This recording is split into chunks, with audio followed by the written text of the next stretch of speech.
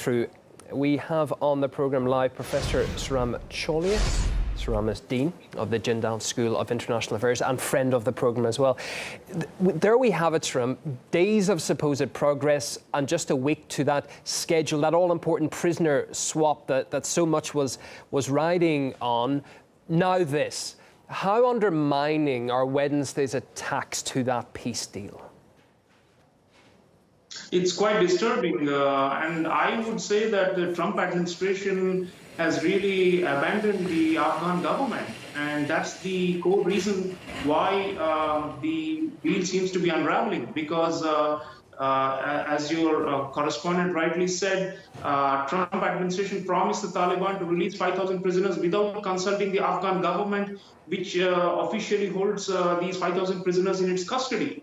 And secondly, Trump administration asked for a 7-day reduction in violence as a precondition for the deal with Taliban, but the reduction in violence was mainly to guarantee that US forces and NATO allies would not be attacked, So the problem is that now that the deal has been signed, the Taliban think that they can gain a superior bargaining position over the Afghan government by attacking them.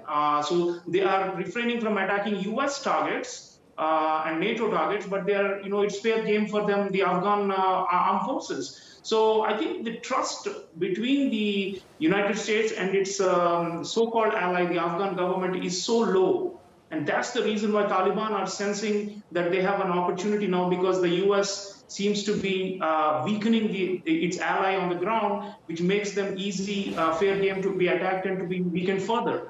So I think the US has a credibility problem here. They're not able to convince either the Afghan government or the Taliban to come to terms with this and to move forward. Yeah, so with that in mind, Sreeram, though, what is the reality of peace here? How do you see it? Because peace talks have reached a final phase before, many times over 19 years. How much of a reality are we grounded in today? Well, peace can only be achieved if all the different factions in Afghanistan are convinced about it and that they feel that everyone is being given a fair hand. Right now, the way the US is doing it, it seems to be biased towards the Taliban, because they desperately need some kind of a respectable exit from Afghanistan. So that is angering other factions. And remember, it's not only the Afghan government. There are a lot of these what you call warlords or significant feudal leaders who have their own private armies across the country. And they will also have some vested interest in getting a bargain in the power sharing deal. So it's not only two parties, it's a multi-sided war. And that's why it's been so long. So even if the US withdraws and pulls out, the post-withdrawal scenario is actually like a scramble. And different sides are going to try and position themselves for superiority. And that's where I believe the Afghan government is looking weaker and weaker, because Ashraf Ghani, the president, and the entire Kabul elite seem to have been sidelined in this whole peace process, and they are struggling to find themselves and to hold themselves relevant.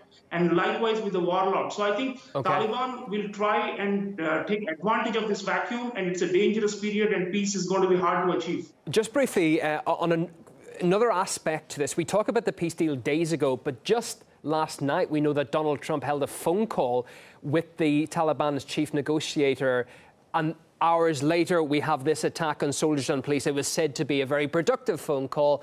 How much of the timing is this a coincidence? How embarrassing is this for Donald Trump? Well, we know that, he has given up all his cards. I mean, he has shown the Taliban that he is looking for a way out. The US government announced even before the deal that whether or not the deal goes through, they will begin pulling out troops. The withdrawal will happen anyway. So that has given the Taliban the kind of, bargaining chip with the Americans and with the Afghan government and with all the other stakeholders, because they know they can wait out the Americans. So I think the US strategic credibility and commitment is at such a low level that it's not able to really make sure that the so-called peace plan that they've constructed will be held together, and that others will respect it and will follow the timelines being set in it. Now, the intra-Afghan dialogue, how can the US ensure intra-Afghan dialogue, which is scheduled for March 10th? It's looking unlikely now. If the US is pulling out, how can they ensure intra-Afghan dialogue? So I think Trump is grandstanding. He says he's got a very good relationship with Mullah Baradar, but frankly, who's the leader of the Taliban delegation in Qatar, I very much doubt the US has much leverage, because ultimately Taliban respect force and respect power. And right now they see a weakness in the US position, and they're not going to respect the so-called framework that Zalmay Khalilzad has constructed for the US. So US credibility is really weak, and that's why they are unable to ensure any progress in this. Sreeram, thanks for your time this hour. As always, Sreeram Chaulia, Professor and Dean of the Jindal School of International Affairs in New Delhi.